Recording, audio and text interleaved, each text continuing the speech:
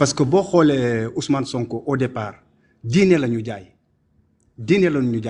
et puis ba nit ñi jënd diine gi ñu bëri topp ko ci loolu yiiw sell mais bi mu demee ba am ñaawteef bi mu def ak Adji Sarr ok ci la mbubbu diine boobu noonu daanu léegi nag boo xoolee suñu yegsee waat sur ce mouvement salafiste man bëgguma sax di ko wooye salafiste je vais dire bon voilà les fous de Dieu ou les talibans ok boo xoolee dëkk yi nga xamante ne ñoom jaar nañ fa par la voie des urnes ñaari dëkk jaar nañ fa d'habitude ils arrivent par la voie des armes pour prendre le pouvoir mais am na ñaari dëkk yi nga xamante ne jaar nañ fa par la voie des urnes premier dëkk bi mooy Algérie dans les années 90 au début des années 90 bi ñu gagné élection yi ils ont pas pu exercer le pouvoir parce que on connaît la suite ok parce que l'armée n'était pas d'accord on connaît la suite mi di musiba bu ñaaw ci dëkk bi pendant presque une quinzaine d'années lu terrible une dizaine d'années lu terrible ñu weesu foofu ñu ñëw récemment ñoom par la voie des urnes jël nañ dëkk bu mel ni Égypte jot nañ doxal ak lépp lu mu indi ba finalement l'armée récupéré waat réew mi léegi ñun buñ man su ma xoolee organigramme Pastef li feeñ rek la ñu gis c'est-à-dire Sonko ses ministres waya comme ni muy waxee waya les voyous au fait le gang des barbares ñoom ñoo feeñ mais ñi ci suuf xam nga Pastef mënuñu ñëw rek ànd ak doole gi ñu àndal depuis 2014 ba yegg si jël le pouvoir comme ça ñoom kese non daa am ñu leen gemb la question est que ñan ñoo ànd ak ñoom ñan ñoo leen financé ñan ñoo leen gemb ba ñu yegg si fii parce que un président puissant comme le président Macky Sall nga wër ko ndomb infiltré ko même dans son propre parti son propre gouvernement dans sa propre armée nga am fa des représentants c'est que ñi ànd ak yow ñi la soutenir dañoo am doole c'est un état c'est des états c'est des organisations là est la question léegi bu ñu jëmee xawee gëstu ci ñi nga xamante ne ñoom ñooy la face cachée de Pastef ok donc am na benn visage bi ci xaw a feeñ Cheikh Omar Diagne feeñ na ci mais ñu téye Pastef vraiment pan ci sama jàngat suñ ko yóbboo ci côté salafisme boobu wala sur ce côté religieux ñooñu ils sont tapés dans l'ombre et ils manœuvrent en secret léegi nag bu ñu dellu ci discours Ousmane Sonko dès au départ bi mu ñuy jaay diine wax na fi des points de rupture yi nga xamante ne bëgg na ko indi su jëlee réew mi wax na fi lu bëri sur nos tarixa wax na fi lu bëri ne lii ak lii mooy islam bi nga xamante ne moom la ñu yor moom àndu ci te bu jëlee réew mi jàng dootu fi am màggal dootu fi am wax na yu bëri vidéo yaa ngi fi var yaa ngi fi gars yi mën nañ cee dellu donc moo tax bu ma déggee Tata Zeyna prononcer ce mot salafisme ok c'est quelque chose qui m'inquiète mais c'est quelque chose bi nga xamante ne aussi fii man je prends mon exemple ici en France am naa chance avoir dans mon cercle d'amis des gens yi nga xamante ne ils sont dans les affaires étrangères comme dans les affaires internes la sécurité interne du pays man au départ bi ñu ko dàqee dans l'administration en 2014 moi j'ai commencé à m'intéresser à Sonko en 2015 may sensibiliser le cercle d'amis et les gens ne leen waaye on a un nouveau Che Guevara un nouveau Thomas Sankara révolutionnaire moo ngi son discours franchement c'est un discours prenant parce que il va rompre avec le système ceci cela mais bi mes amis proches yi nga xamante ne ma ne la ñoo ngi dans les affaires étrangères et autres dans les services des militaires et autres des policiers ñu ne ma taxawal ma ne leen quoi ñu xamal ma qui est derrière man ci laa dellu ginnaaw gën a langaamuwaat ci ki ma gënoon bëgg muy Macky Sall donc ñoom c'est la marche de l'empereur c'est une marche lente mais waaw Kocc doo ñu may kan moo newoon ci ginnaaw nag Kocc jàpp ci rek mais ñu nekk ci ginnaaw moo question boobu nga laaj posé ma ne leen faut qu'on s'intéresse qui est derrière Pastef il y a un visage qui a émergé Cheikh Omar Diagne mais nag c'est aux Sénégalais de se poser la question qui est derrière Pastef qui a soutenu Pastef kan moo leen jox doole ba ñu yegg si nii c'est pas un simple parti politique bi nga xamante ne dafa jóg rek et puis c'est fait tout seul c'est pas possible dafa am des souteneurs ils ont des souteneurs à l'international d'abord, avant muy nekk en interne. Donc, la marche de l'empereur, c'est une marche très très lente. Le but, c'est d'arriver au trône. Mais nga xam nga l'empereur moom, le mention empereur, à chaque fois bu yow dajeek obstacle da koy contourner. Donc jusqu'à présent, Pastef, ils arrivent à contourner les obstacles. Contourner nañ l'obstacle du président Macky Sall ba am ci amnistie ñu génnaat jël pouvoir bi. Léegi boo xoolee opposants yi ñu yor yëpp ñoo ngi leen di égrener benn par benn di leen di dóor kaso di leen di tëj di leen di noppiloo sans rencontrer aucune résistance. Même sax les partis politiques ñoo ngi prôner une opposition intellectuelle, gatsa intellectuelle. Je suis d'accord. Moi, je suis contre toute forme de violence.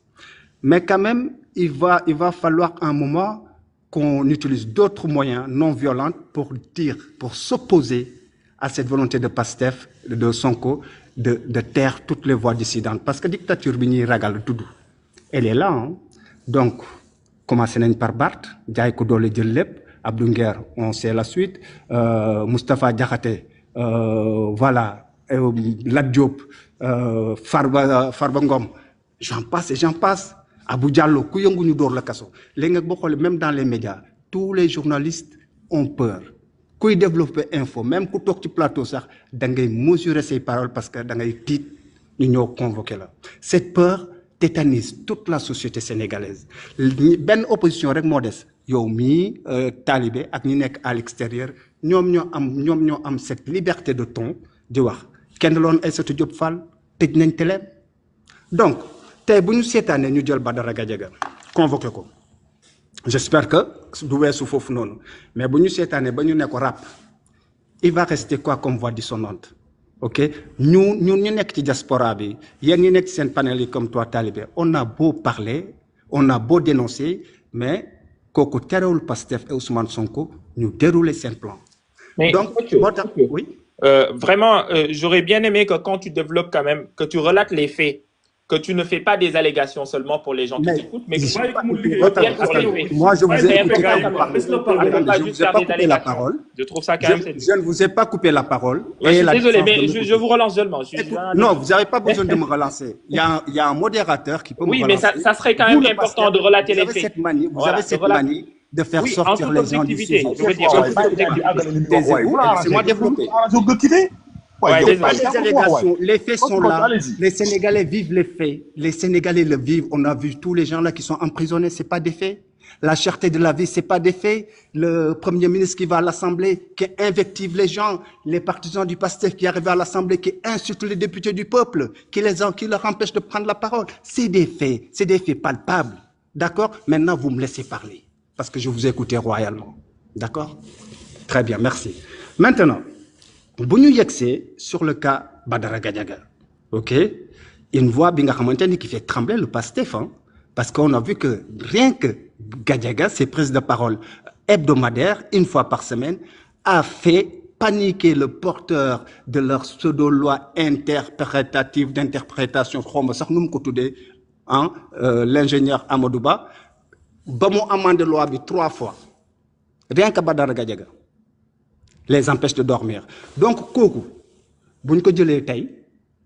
et s'ils arrivent à le mettre au frais, il va rester qui? Talibé et nous qui sommes là et d'autres. Mais nous sommes loin. On ne va pas empêcher Pastef de dérouler. Moi, Talibé, vous êtes des porteurs de voix. En tout cas, madame a lancé un message là à travers ta plateforme. Mané Sénégalais, gis ngeen tay bëss bu ñu téwon Gadiaga dañuy def un truc pacifique. On se fixe un jour bi nga xamantene ku nekk da ngay préparer ces documents. Gis nga bu fekkone y a 10, 15, 20 000, 50 000 Sénégalais qui sortent avec un document pour aller demander un asile dans les ambassades, ça va interpeller la communauté internationale parce que bu toggolu nit génné waxuma len génn ci mbéd mi dama mais génn rang ci ambassade yi ñepp né dañuy génn réew mi. On veut quitter ce pays où la dictature nous étouffe. Ah, je vous dis que Sonko va faire 2 pas en arrière et se poser des questions. Donc, man message bobu la bëggon jallalé. Bu ñu téyé Gadiaga rek dimbalé ma ci toi Talibé ak ñeneen, mais faut qu'on puisse organiser cette journée symbolique où tous les Sénégalais veulent quitter le pays, juste faire une journée symbolique pour demander une demande d'asile. Rien que pour marquer le coup à ce gouvernement. Parce que si nous avons une manifestation, ils vont nous infiltrer. Il n'y a que manifester. Nous avons une violence. Donc je comprends que l'opposition ait peur, beaucoup nous créer des situations, conditions, la violence du PASTEF va exploser. Parce que l'on l'a parce que dans toutes les conditions, de l'économie, du social, du tidara, même les les bourses sociales là, coupées n'enko. C'est terrible quoi, comment ils gouvernent le pays. En tout cas,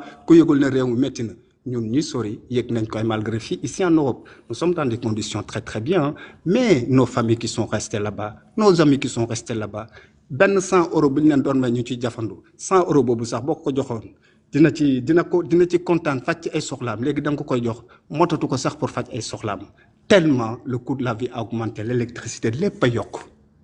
Vous voyez, c'est là, c'est ça qu'on vit, c'est ça le PASTEF, c'est ça le rêve que le PASTEF avait vendu aux Sénégalais.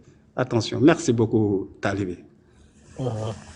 Wa Talibé d'après 45 minutes xala léegi mën naa jël. Nga lan yow?